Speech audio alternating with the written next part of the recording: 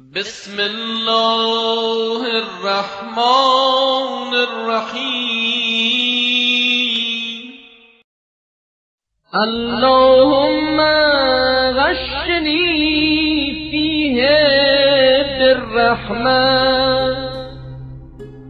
وارزقنی فیه التوفیق والعصمة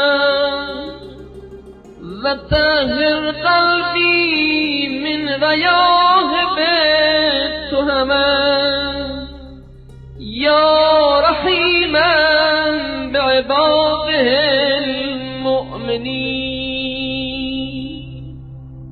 اللهم صل وسلم وزد